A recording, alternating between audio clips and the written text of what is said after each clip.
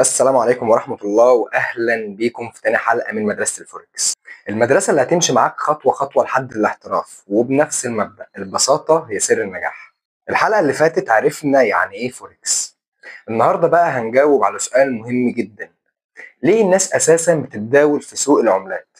ليه ناس داخلاه كشغل وليه ناس شايفاه كفرصة؟ خليني أجاوبك بطريقة بسيطة. أول حاجة، السوق مفتوح 24 ساعة، ده معناه إنك تتداول في أي وقت، بعد الشغل، قبل الشغل، الصبح، بالليل، مفيش توقيت موظفين. تاني حاجة، راس مال قليل، مش لازم تبدأ بمبلغ كبير، أهم حاجة إنك تتعلم الأول وتشتغل بحساب تجريبي، وهو ده اللي هنعمله في حلقات قريبة جدا. تالت حاجة، فرص يومية. سوق العملات بيتحرك طول الوقت، يعني في صعود وفي هبوط، وفي كل حركة في فرصة بيع أو فرصة شراء. الجميل إنك مش محتاج السوق يطلع عشان تكسب، تقدر تكسب لو طلع أو نزل، المهم تكون فاهم الاتجاه. رابع حاجة، التداول من الموبايل. كل اللي هتحتاجه موبايل، انترنت كويس، منصة تداول، وده اللي هنشرحه بالتطبيق العملي لما تفتح حساب مع منصة ستار تريدر في الحلقات اللي جاية. خامس حاجة، مفيش حد هيقول لك اعمل وما تعملش.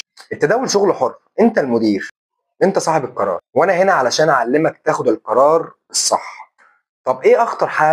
انك تدخل قبل ما تتعلم، وده السبب اللي مخليني اعمل الكورس ده من اولى حضانة لحد ما تتخرج، علشان تبقى فاهم كل حاجة قبل ما تضغط على أي زرار، سواء باي أو سواء سيل، شراء أو بيع.